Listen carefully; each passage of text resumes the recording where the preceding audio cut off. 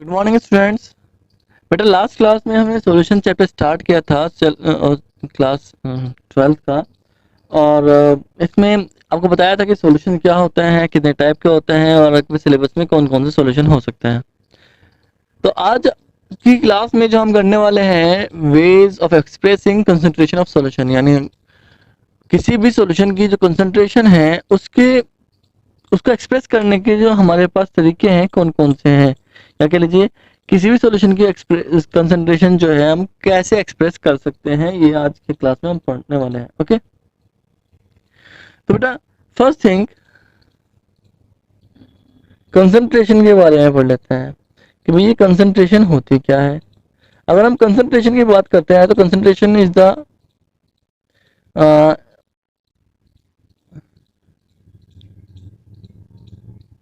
It is the amount of solute dissolve in a fixed amount of in a fixed amount of solvent। यानी जब concentration क्या है कि amount of solute dissolve in fix amount of solvent, solvent के fix amount में solute का कोई amount dissolve किया जाता है तो वो जो हमें मिलता है उसे हम कंसंट्रेशन करते हैं। उसका जो मैथमेटिकली रिप्रेजेंटेशन है वो कंसंट्रेशन होती है। ओके, तो चलिए बात करते हैं सबसे पहले हम फर्स्ट एक्सप्रेशन की। तो फर्स्ट एक्सप्रेशन है परसेंट बाई मास। क्या बेटा? परसेंट बाई मास, या कह लीजिए मास परसेंट भी हम इसे पढ़ते हैं। ओके, परसेंट बाय मास पढ़ सकते हो या फिर मास परसेंट आपसे पढ़ लेते हो। मास ऑफ सोल्यूट डिफाइन कैसे करते हैं हम? मास ऑफ सोल्यूट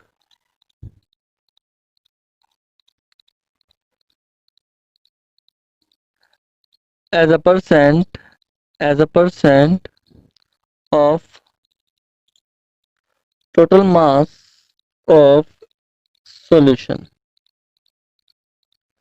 सॉल्यूशन का टोटल मास का जो सोल्यूट होगा, सॉल्यूशन का जो टोटल मास होगा या सोल्यूट का टोटल मास जो होगा उस सोल्यूट के सॉल्यूशन के कितने मास का कितना परसेंट है, ये मास परसेंट कहलाता है। Is it clear? अगर हम मैथमेटिकली बात करते हैं, मैथमेटिकली अगर हम बात करें बेटा, तो mass percent equals to mass of solute upon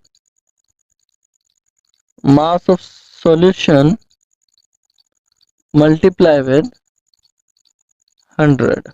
okay, it is the कह लीजिए it is the formula of mass percent का, formula of mass percent. Example ले लीजिए, अगर हम बात करें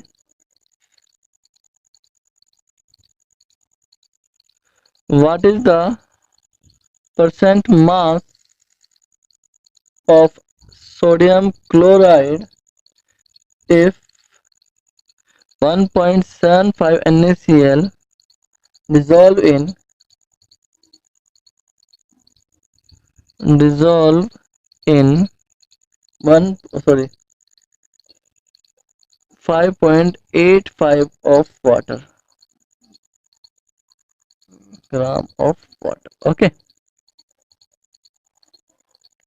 तो हमारे पास यहाँ पर मास ऑफ सोल्यूट है। मास ऑफ सोल्यूट कितना हो गया हमारे पास? 1.75 ग्राम। मास ऑफ सॉल्यूशन कितना हो गया हमारे पास? 1.75 प्लस 5.85। यस, कितना हो गया? 5 5 10 7.6 ग्राम हो गया। यस, तो अगर हम बात करते हैं 7.6 ग्राम किसकी, तो अगर हम इसे आगे चलते हैं तो भाई मास परसेंटेज कितना होगा हमारा? मास परसेंट हो गया आपका 1.75 अपॉन 7.6 मल्टीप्लाई विद 100। यस, ये हो गया।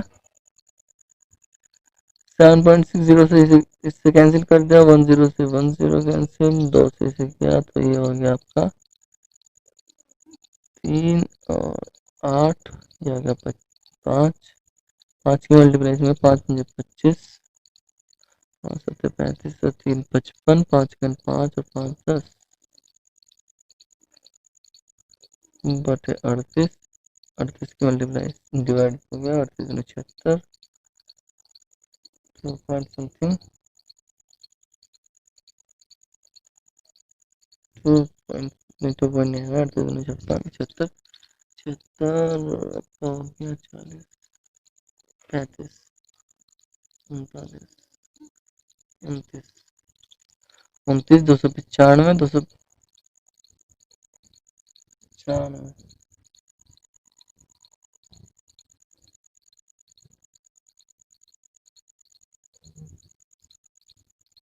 26 पॉइंट समथिंग परसेंट आ जाएगा बेटा आंसर। आप देख लीजिएगा इसका आंसर कितना होगा, 26 पॉइंट समथिंग आंसर आएगा। तो ये मास परसेंटेज आपका निकल के आ जाता है। इधर क्लियर। ऐसे ही अगर हम बात करते हैं सेकंड वन की, सेकंड वन आपका होता है मोल वॉल्यूम परसेंटेज। क्या बेटा? Volume percent. तो वॉल्यूम परसेंट भी आपका सेम है। अगर हम बात करते हैं तो volume of solute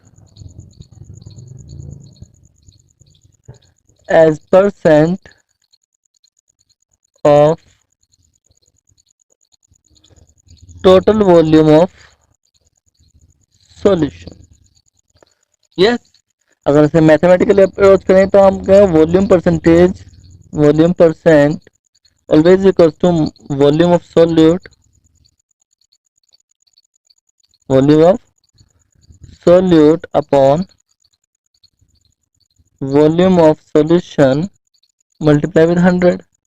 this this example ले लीजिए। अगर हमसे कहा जाए कि A dissolve in 10 ml of A dissolve in 90 ml of B, तो वॉल्यूम परसेंटेज कितना हो जाएगा इसका? 10 अपॉन 100 मल्टीप्लाई विद 100, तो 10% आ जाएगा। यस, तो इस तरह आपको ये निकालना होता है। लेकिन बेटा आपको ये कभी आपके इस चैप्टर में ये कभी भी इस तरह के क्वेश्चन नहीं आएंगे। ये सिर्फ एक लाइन के, वन लाइन में क्वेश्चन आते हैं। आपको बताया जाता है कि 5% बाय मास, या आपको कहा जाएगा ए 5% by mass aqueous solution of sugar. इस तरह की लाइन आएगी।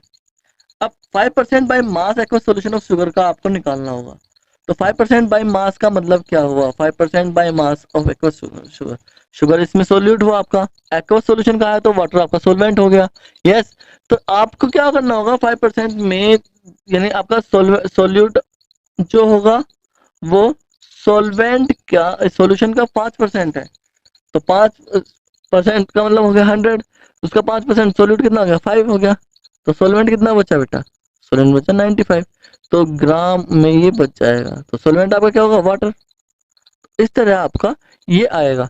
आपको सिर्फ एक लाइन आएगा क्वेश्चन के अंदर ही लाइन ये आएगी, 5% बाय मास एक्वस सॉल्यूशन, या 5% by mass by volume aqueous solution, इस तरीके से आएगा।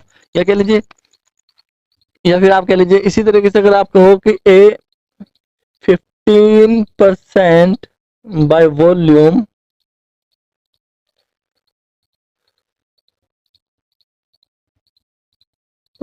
एक्वस सॉल्यूशन ऑफ HCl, ये कह दिया आपसे। तो इसका मतलब क्या है? इसमें 15 ml तो होगा HCl सोल्यूट जो है हमारा। यस, और बाकी 100 में से जितना बचेगा, 15 में से जितना घटाकर 100 माइनस 15 ml जो बचेगा, यानी 85 ml जो बचेगा वो आपका एक्वस सॉल्यूशन है, तो वाटर बचेगा। यस, जो कि आपका सॉल्वेंट होगा। Is that clear? तो आपको इस तरीके से क्वेश्चन के अंदर ये आएगा, आपको इस तरीके से इस पे ध्यान देना है। Is that clear? चलिए, इसके बाद जो आता है बेटा आपका वो आता है मोल फ्रैक्शन क्या होता है? Mole fraction. Mole fraction, mole fraction को जो आप बात करते हो, तो अगर मैं इसे डिफाइन कर दूं, it is the ratio of the number of moles of one component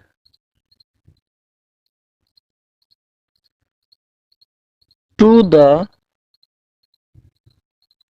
total number of moles of the solution. क्या है? It is the ratio of number of moles of one component to the total number of moles of solution.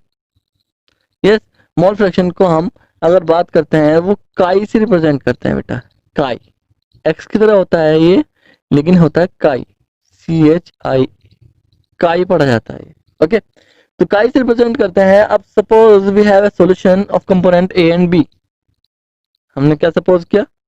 Suppose we have a solution of component A and B.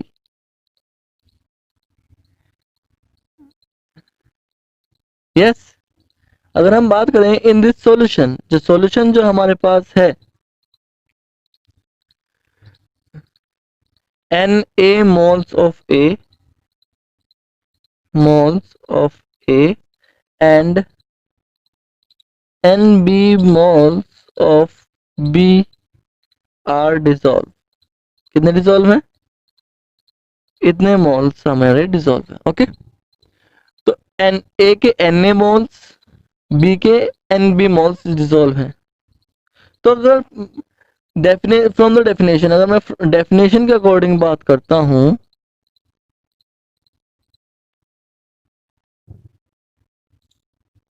Mole fraction of A, mole fraction of A यानी हम बात कर रहे हैं काई ए की, मोल fraction of A यानी काई ए की बात कर रहे हैं। तो क्या होगा? Number of moles of A to the number of moles of solution. Solution के नंबर ऑफ मोल्स दोनों का सम आएगा। यस, ऐसे ही अगर हम काई बी की बात करते हैं बेटा, तो वो आएगा N B upon N A plus N B. Is that clear? आपको एक चीज याद रखनी है, इस तरह के क्वेश्चन आएंगे मोल फ्रैक्शन के बेस पर, आपके कुछ लॉज भी हैं, मोल फ्रैक्शन के बेस पर आपकी कुछ कैलकुलेशंस भी आएगी। आपको याद रखना है for a binary solution, binary solution के लिए जो mole fraction of A plus mole fraction of B equals to 1, यानी किसी भी सॉल्यूशन में जितने भी कंपोनेंट होंगे उन दोनों का सम हमेशा यूनिट होगा। Is that clear? एक चीज तो आपको ये याद रखनी है। दूसरा, फॉर वेरी डाइल्यूट सॉल्यूशन, जब आपका सॉल्यूशन बहुत डाइल्यूट होगा, यानी हम कह सकते हैं जो हमारा सोल्यूट है वो सॉल्वेंट के कंपैरिजन में उसके नंबर ऑफ मोल्स बहुत कम है, यानी 100 में 1%, 2%, 3%, 4% है। तो अब तब आप क्या करोगे? एनबी के कंपैरिजन में एनए को नेगलेक्ट मान लेते हो। Na is neglected in comparison of NB। yes, NB के कंपैरिजन में आपने Na को सॉरी नेगलेक्ट मान लिया, तब आपका जो मोल फ्रैक्शन होगा काई ए होगा, जो मोल फ्रैक्शन ऑफ सोल्यूट होगा, वो हमेशा क्या होगा? Na जो था पहले क्या था? Na प्लस एनबी था। तो ये ऑलमोस्ट इक्वल होगा, किसके इक्वल होगा बेटा? Na अपॉन एनबी के। For very dilute solution, dilute solution के लिए हमेशा हम ए को नेगलेक्ट मान के Na अपॉन एनबी कर सकते हैं। तो यहां से फॉर्मूला आपका निकल के आता है क्या? WA upon MA given mass upon molar mass of solute, yes, multiply with molar mass of solvent upon given mass of solute. Is that clear? तो इस तरह ये आएगा आपका, आपको ये अच्छे से समझ में आना चाहिए बेटा। इज दैट मोल फ्रैक्शन पे आप न्यूमेरिकल्स करोगे, प्रॉब्लम करनी है बेटा आपको इस पर, अगर कोई प्रॉब्लम आती है तो आप मुझसे पूछ सकते हो, ठीक है। तो मोल फ्रैक्शन हमारा हो गया। अगर हम मोल फ्रैक्शन के प्रॉब्लम ही करें, मान लो हमने मोल फ्रैक्शन की प्रॉब्लम की, हमने कहा calculate the mole fraction of HCl in water. Question ले लेते हैं, calculate the mole fraction in water, sorry, in water of HCl if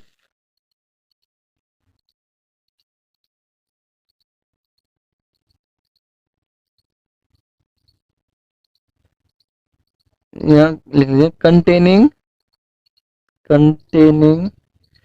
36% HCl by mass।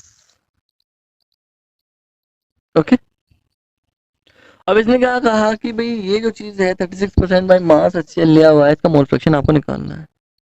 तो इसके लिए आपको क्या चाहिए, मोल फ्रैक्शन निकालने के लिए नंबर ऑफ मोल्स चाहिए। नंबर ऑफ मोल्स के लिए आपको दिया गया है 36% बाई मास ऑफ HCl। तो पहले हम बात करेंगे number of moles of HCl की। तो नंबर ऑफ मोल्स के लिए given mass upon molar mass of HCl चाहिएगा हमें।